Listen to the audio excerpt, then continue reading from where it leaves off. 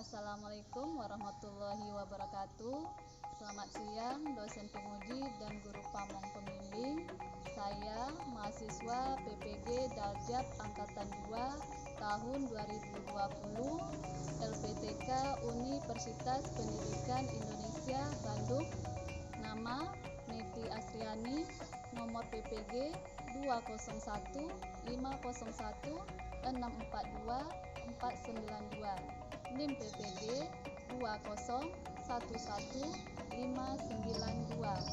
Tempat tugas SMP Negeri 1 Kuok, Kabupaten Kampar. Assalamualaikum warahmatullahi wabarakatuh. Waalaikumsalam warahmatullahi wabarakatuh. Bagaimana kabar hari ini semua? Alhamdulillah sehat, Bu. Sehat. Sebelum mulai pelajaran, seperti biasa kita berdoa terlebih dahulu. Silakan ketua kelas Hasri disiapkan. Kajian siap dan hormat dan sigap dan. Assalamualaikum warahmatullahi wabarakatuh. Waalaikumsalam warahmatullahi wabarakatuh. Bismillahirrahmanirrahim. Rabbi shrah li sadri wa yassir li amri wahlul 'uqdatam min lisani yafqahu qawli. Rabbi zidni ilma warzuqni fahma. Ya Allah, tambahlah ilmuku dan berilah aku pengertian yang mudah. Amin. Siapa yang absen dulu? Siapa yang tak hadir? Ada semua, Bu. Hadir semua.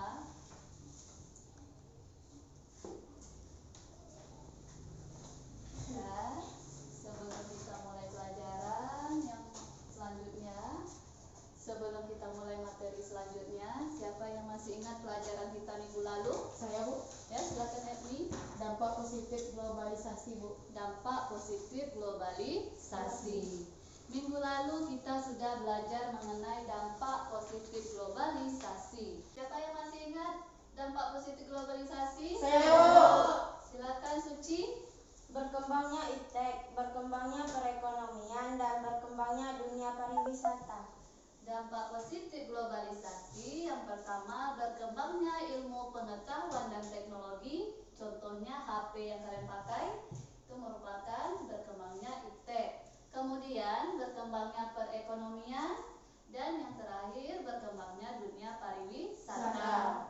Bisa kita lihat itu di Bali banyak para wisatawan asing. Dari mana mereka tahu? Dari sosial media. Dari sosial media.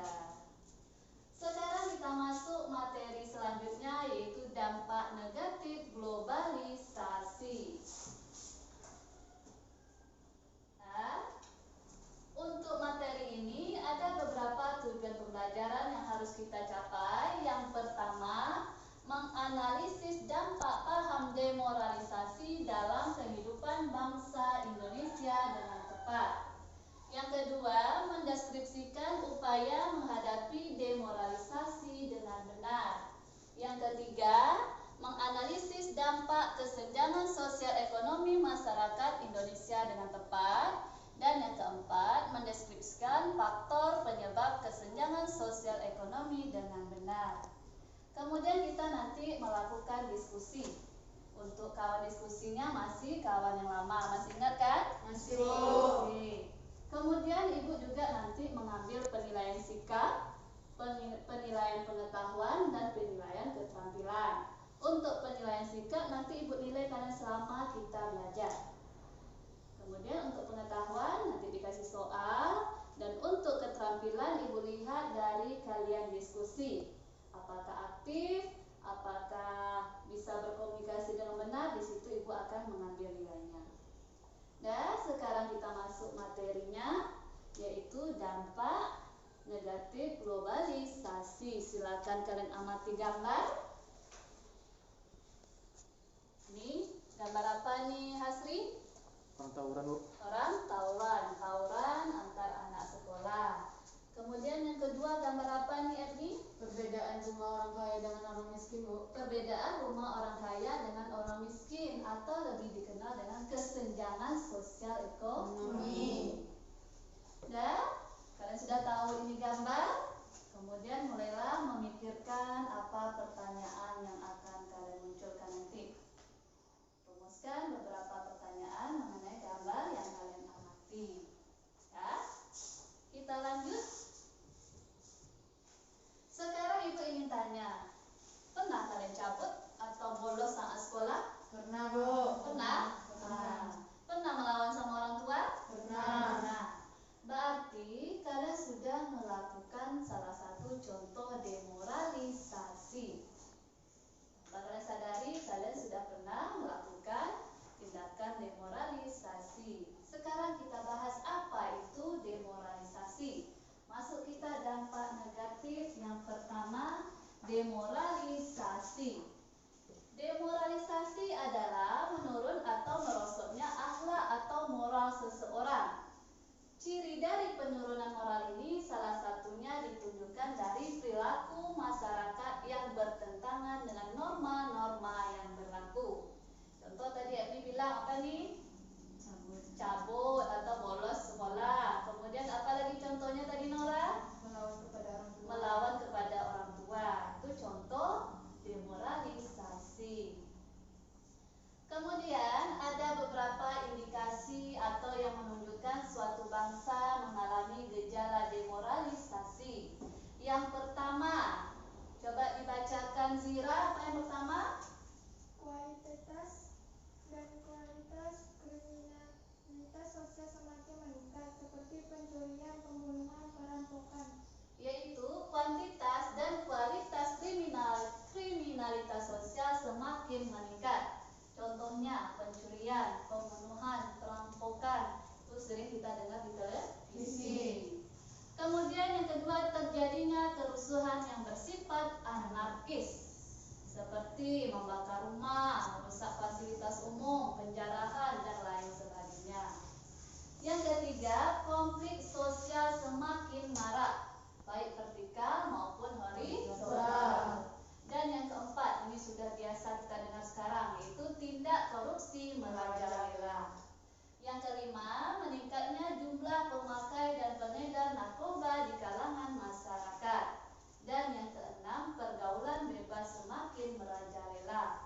Bisa kita lihat sekarang, anak-anak sekarang tidak malu lagi untuk bergandengan tangan atau berpelukan dengan pacarnya di muka umum. Itu sudah masuk ke dalam salah satu contoh demoralisasi. Atau kita lihat di televisi, sudah biasa sinetron menampilkan anak melawan kepada orang tua. Itu juga sudah merupakan tindakan demoralisasi. Dan lanjut kita, ciri-ciri demoralisasi. Ini ada gambar. Aku malas. Siapa yang malas? Epni? Kalau ada yang malas, berarti dia sudah melakukan tindakan demoralisasi. Yang pertama, cirinya krisis ekonomi yang tak kunjung usai. Yang kedua, peningkatan sikap malas, boros, tidak disiplin, dan acuh tak acuh. Yang ketiga, ketidakpatuhan terhadap ajaran agama. Yang keempat, meningkatnya kemiskinan di masyarakat yang berakibat kriminalitas.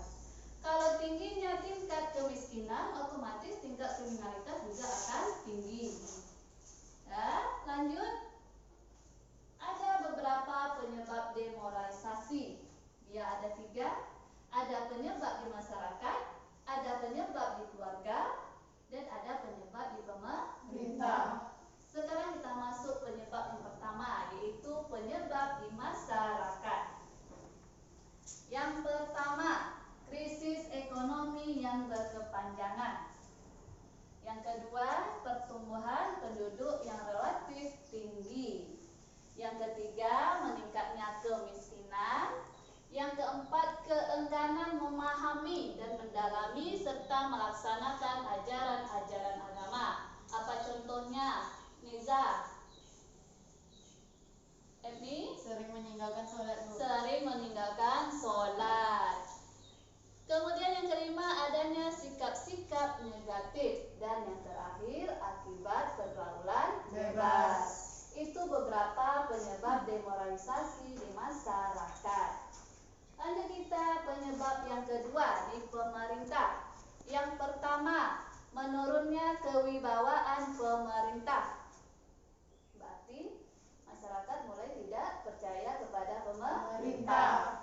Yang kedua, menurunnya kualitas penegak hukum seperti kepolisian, kejaksaan, dan kehakiman. Yang ketiga, belum adanya kemauan yang sungguh-sungguh dari pemerintah. Itu penyebab di pemerintah. Sekarang masuk kita penyebab yang ketiga di keluarga. Nah, ini penting ini. Yang pertama, orang tua kurang memperhatikan anak-anaknya. Bisa kita lihat orang tua sekarang semuanya bekerja. Anak ditinggalkan kepada babysitter. Jadi orang tua kurang memperhatikan anak, maka bisa anak melakukan tindakan-tindakan demoralisasi. Kemudian yang kedua, orang tua terlalu memaksakan kehendak dan gagasannya kepada anak-anak. Sudahlah sibuk bekerja, kemudian orang tua memaksakan kehendaknya kepada anak, sehingga anak bisa melawan. Kemudian mereka melampiaskannya ke luar dengan balap-balapan dan lain sebagainya. Jadi keluarga ini sangat penting karena pendidikan yang pertama didapatkan dari keluarga. Kemudian waktu kita bersama keluarga lebih banyak. Makanya diperlukan perhatian keluarga. Lanjut. Untuk menghadapi beberapa penyebab tadi dilakukan beberapa upaya. Yang pertama, aktif dalam kegiatan positif. Kalian bisa ikut kegiatan Karang Taruna, bakti sosial, dan lain sebagainya. Kemudian yang kedua, memanfaatkan media sosialisasi keluarga, teman, dan sekolah. Jadi kita banyak bergaul dalam keluarga, kemudian dengan teman, dan sekolah. Yang ketiga, mempertebal keimanan dan ketakwaan. Ini ajaran agama. Ajaran agama perlu ditanamkan dari dini, karena itu nanti yang memfilter kita untuk melakukan hal-hal yang tidak baik. Kemudian yang keempat, mengendalikan pertumbuhan penduduk yang semakin meningkat. Yang kelima, perbaikan nilai moral. Dan yang keenam, nilai dan martabat manusia akan merosot dan jika tidak diperbaiki akan hancur. Jadi itulah mengenai dampak negatif demoralisasi. Ada yang sudah pernah melakukan tindakan demoralisasi? Pernah. Nah, apa saja? Riri, apa Riri yang pernah kamu lakukan? Bolos. Neza? Cabut. Sama kalian tuh. Kemudian siapa lagi? Asri, pernah Asri? Apa yang kamu lakukan? Melawan kepada orang tua. Masuk kita ke faktor penyebab kesenjangan sosial ekonomi. Yang pertama, perbedaan sumber daya alam. Karena setiap daerah tidak sama sumber daya alam. Bagi daerah yang kaya akan sumber daya alam, kemudian dikelola dengan maksimal, maka ekonomi masyarakatnya akan baik. Tapi bagi sumber daya alam yang banyak tapi tidak dikelola dengan maksimal, maka ekonomi masyarakatnya juga tidak akan baik. Itulah penyebab dari kesenjangan sosial ekonomi berdasarkan perbedaan sumber daya alam. Lanjut yang kedua, kebijakan pemerintah. Ini sangat penting. Pemerataan penduduk, pemerataan pembangunan. Itu merupakan kebijakan dari pemerintah. Kemudian yang ketiga, pengaruh globalisasi. Ini sangat berpengaruh sekali. Bisa kita lihat, sekarang kalian sudah biasa dengan globalisasi. Contoh nyatanya penggunaan HP. Kemudian yang keempat, faktor demografis. Yang kelima, letak dan kondisi geografis. Yang keenam, kemiskinan. Dan yang ketujuh, lapangan pekerjaan. Itulah beberapa penyebab kesenjangan sosial ekonomi. Jadi, kalian sudah tahu apa itu demoralisasi dan apa kesenjangan sosial ekonomi. Sekarang kita masuk ke diskusi. Silakan kalian duduk berkelompok. Masih kelompok yang lama. Silakan duduk berkelompok.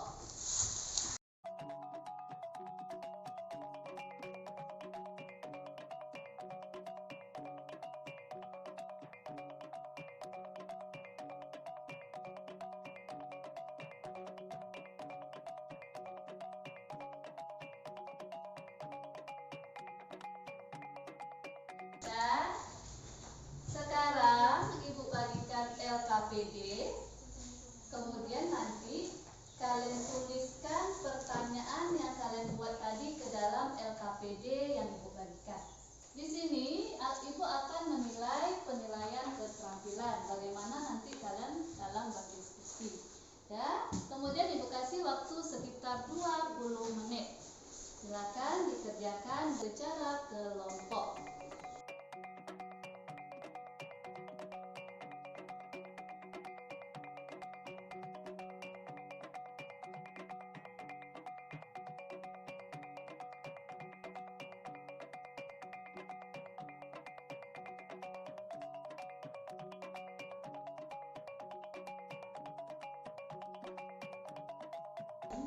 Jelaskan demoralisasi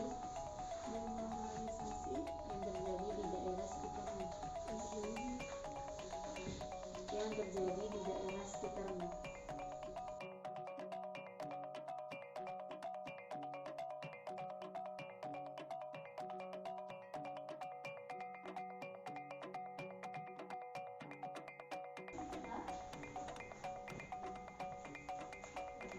Ibu, ya, di sini bentar, Bu. Apa ini? Apa maksudnya dengan ini?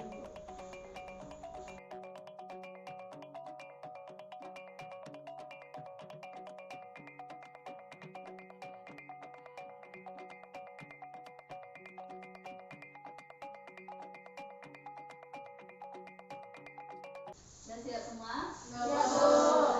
kalau udah kita presentasikan. Tapi sebelum kita presentasikan, kita refreshing lah dulu. Nah, silakan berdiri semua. Sekarang kita senam otak dulu biar fresh karena kita ada siang ngantuk. Silakan diikuti semuanya. Kita ikuti secara bersama senam otak biar fresh.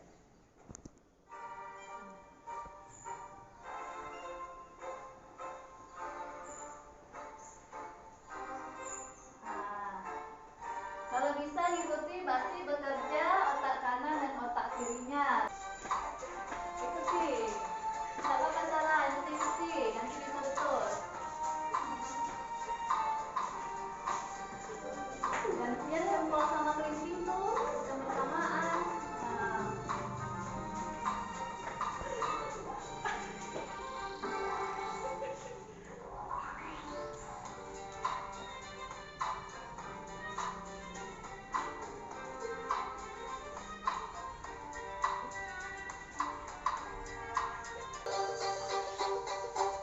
Semangat.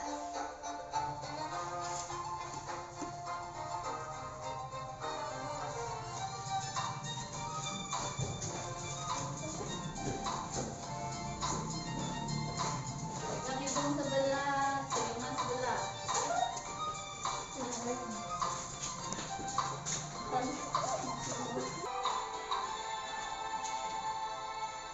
Nah, udah tuh Kak Mata? Udah, Bu. Udah ngantuk? Udah. Nah, kalau udah kita mulai nampilkan hasil diskusi kelompok kalian. Silakan untuk kelompok 1 ditampilkan hasil diskusinya. Assalamualaikum warahmatullahi wabarakatuh. Waalaikumsalam warahmatullahi wabarakatuh. Perkenalkan, nama saya Emide Amelia. Nama saya Adjani. Nama saya Fadina Sayura. Kami dari kelompok 1 akan membacakan hasil diskusi kelompok kami. 1. Jelaskan demoralisasi yang terjadi di daerah sekitarmu. Demoralisasi adalah menurun atau merosotnya akhlak atau moral seseorang. Ciri dari penurunan moral ini salah satunya ditunjukkan dari perilaku yang bertentangan dengan nilai dan norma dalam masyarakat. Demoralisasi yang terjadi di sekitar kami adalah anak sekolah yang merokok, cat rambut, melawan sama orang tua dan guru, dan juga balap-balap motor di jalanan.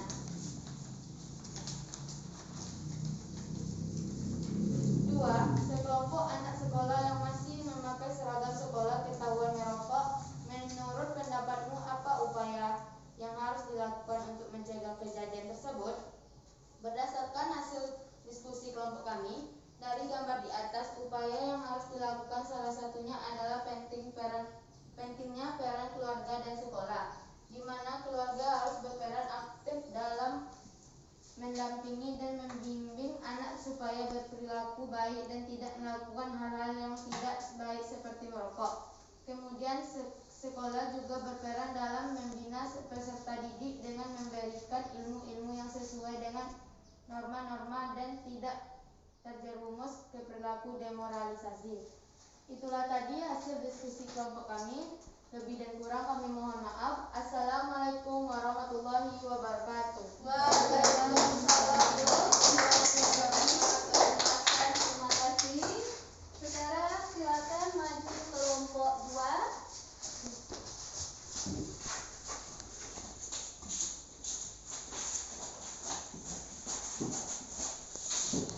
Assalamualaikum warahmatullahi wabarakatuh. Waalaikumsalam warahmatullahi wabarakatuh.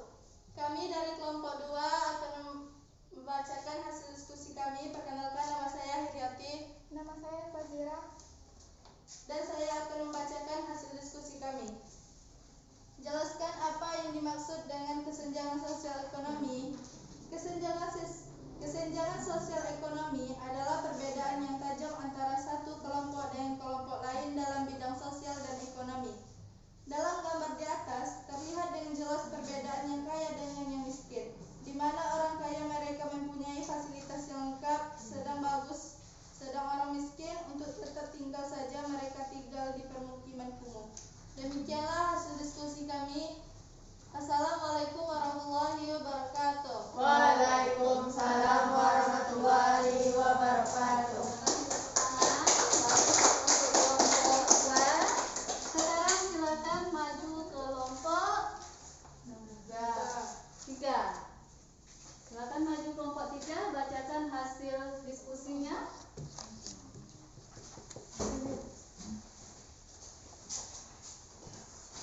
Assalamualaikum warahmatullahi wabarakatuh. Waalaikumsalam warahmatullahi wabarakatuh. Perkenalkan, nama saya Naura Raniza Suci. Kami dari kelompok 3 akan membacakan hasil diskusi kelompok kami. Penjamretan bisa terjadi di mana saja dan terjadi pada siapa saja. Hal ini disebabkan oleh kesenjangan ekonomi yang terjadi di masyarakat. Menurut pendapatmu, apakah faktor penyebab terjadinya kesenjangan sosial ekonomi tersebut? Berdasarkan hasil diskusi kami, faktor penyebab terjadinya kesenjangan sosial ekonomi yaitu 1. Kemiskinan.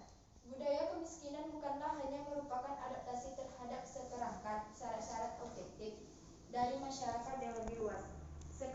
Sekali budaya tersebut sudah tumbuh, ia cenderung melenggamkan dirinya dari generasi ke generasi melalui pengaruhnya terhadap anak-anak. Budaya kemiskinan cenderung berkembang bila sistem-sistem ekonomi dan sosial yang berlapis-lapis rusak atau berganti. Budaya kemiskinan juga merupakan akibat penjajahan, yakni struktur ekonomi dan sosial pribumi didobrak. Sedangkan status golongan pribumi tetap dipertahankan rendah, juga dapat tumbuh dalam proses penghapusan suku. Budaya kemiskinan cenderung dimiliki oleh masyarakat serta sosial yang lebih rendah, masyarakat terasing, dan warga korban yang berasal dari buruh tani yang tidak memiliki tanah. 2. Lapangan pekerjaan. Lapangan pekerjaan memiliki pengaruh yang sangat besar dalam perekonomian masyarakat. Sedangkan perekonomian menjadi faktor terjadinya kesenjangan sosial. Sempitnya lapangan pekerjaan di Indonesia menjadikan pengangguran yang sangat besar di Indonesia dan merupakan pekerjaan bagi pemerintah saat ini. Sekian hasil diskusi kami. Lebih dan kurang saya mohon maaf. Assalamualaikum warahmatullahi wabarakatuh. Waalaikumsalam warahmatullahi wabarakatuh. Bagus, kepada kelompok 3 sudah menampilkan hasil diskusinya. Ya, jadi kalian sudah mengetahui apa saja demoralisasi itu dan apa saja kesenjangan sosial ekonomi. Sekarang siapa yang ingin bertanya? Saya. Ya, silakan Zira. Apa ciri-ciri demoralisasi itu? Apa ciri-ciri demoralisasi? Siapa yang bisa menjawabnya? Saya. Ya, silakan Hasri. Ciri-ciri demoralisasi adalah 1. Krisis ekonomi yang tak kunjung usai. 2. Peningkatan sikap malas, boros, tidak disiplin, dan acuh tak acuh. 3. Ketidakpatuhan terhadap ajaran agama. 4. Meningkatnya kemiskinan di masyarakat berakibat kriminalitas. Terima kasih kita ucapkan kepada Hasri, yaitu ciri-ciri demoralisasi yang pertama adalah krisis ekonomi yang tak kunjung usai. Yang kedua, peningkatan sikap malas, boros, tidak disiplin, dan acuh tak acuh. Yang ketiga, ketidakpatuhan terhadap ajaran agama. Keempat, meningkatnya kemiskinan di masyarakat berakibat kriminalitas. Nah, bagus, berarti kalian sudah tahu ciri-ciri demoralisasi. Sekarang siapa yang bisa menyimpulkan materi kita? Nah, silakan Ebni. Demoralisasi adalah menurun atau merosotnya akhlak atau moral seseorang. Ciri dari penurunan moral ini salah satunya ditunjukkan dari perilaku yang bertentangan dengan nilai dan norma dalam masyarakat. Contohnya, anak sekolah merokok dan melawan sama orang tua dan guru. Nah, bagus. Berarti demoralisasi itu menurunnya akhlak atau moral seseorang. Ciri-ciri demoralisasi itu ditunjukkan dari perilaku masyarakat yang bertentangan dengan norma-norma yang ada di dalam masyarakat. Bagus, Ebni. Sekarang siapa yang bisa bikin refleksinya? Saya Silakan Ira. Setelah belajar hari ini, saya jadi mengetahui bahwa ternyata demoralisasi sudah melanda anak sekolah sekarang ini, di mana mereka sudah banyak mulai merokok dan melawan sama orang tua dan guru. Oleh sebab itu diperlukan beres keluarga dan sekolah. Ya, bagus kepada Ira. Jadi, setelah kalian belajar hari ini, kalian bisa mengetahui bahwa demoralisasi itu sudah melanda di daerah kita dan di mana saja.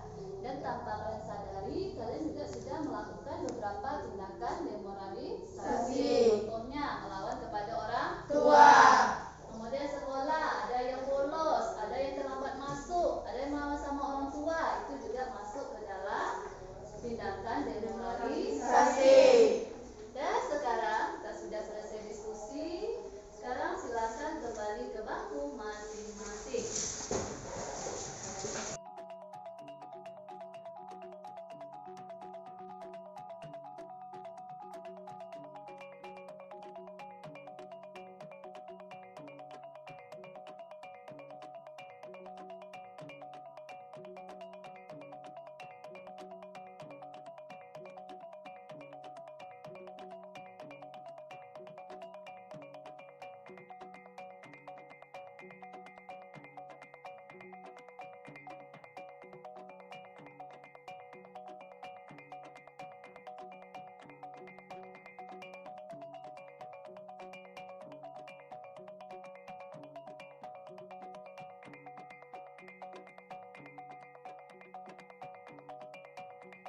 Dan sekarang Ibu kasih kalian latihan untuk mengetahui apakah kalian sudah memahami materi hari ini. Ibu bagikan soal latihan, kemudian dikerjakan masing-masing. Ya.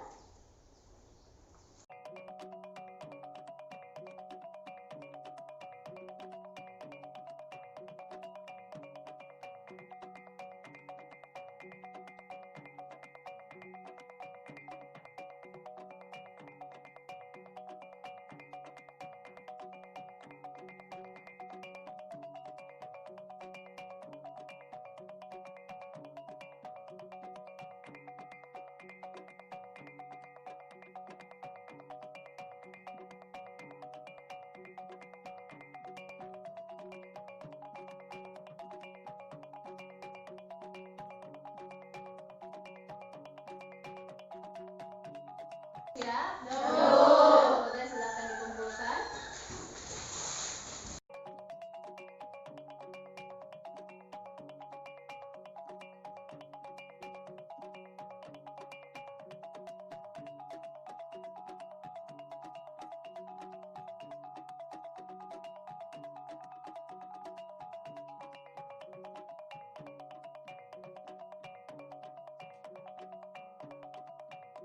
Ya, sekarang kita bahas soalnya. Silakan untuk nomor 1. Silakan Fitri dijawab. Apa yang dimaksud dengan demoralisasi? 1. Menurun atau merosotnya akhlak atau moral seseorang. Ciri dari penurunan moral ini salah satunya ditunjukkan dari perilaku yang bertentangan dengan nilai dan norma dalam masyarakat. Sekarang nomor 2. Silakan Neza. 2. Tuliskan faktor penyebab kesenjangan sosial ekonomi. 1. Perbedaan sumber daya alam. 2. Kebijakan pemerintah. 3. Pengaruh globalisasi. Dan 4. Faktor demografis. Bagus kepada Neza menjawab pertanyaan nomor 2, yaitu faktor penyebab kesenjangan sosial ekonomi. Yang pertama ada perbedaan sumber daya alam, kebijakan pemerintah, pengaruh globalisasi, faktor demografis, dan lain-lain. Jadi alhamdulillah sudah selesai hari ini, dan Ibu lihat kalian juga sudah memahami materi hari ini. Untuk materi selanjutnya, silakan kalian baca mengenai dampak negatif globalisasi yang ketiga, yaitu kriminalitas. Silakan kalian baca buku paket IPS kelas 9 halaman 136. Kemudian kalian juga bisa mencari sumber-sumber lain, tapi yang relevan ya. Dan sebelum kita tutup, untuk mengucapkan rasa syukur kita terhadap Sang Pencipta karena kita telah diberikan kesehatan untuk bisa belajar hari ini, kita berdoa terlebih dahulu. Silakan Asri disiapkan. Latihan siap, Brat. Hormat, Brat. Tegap, Brat.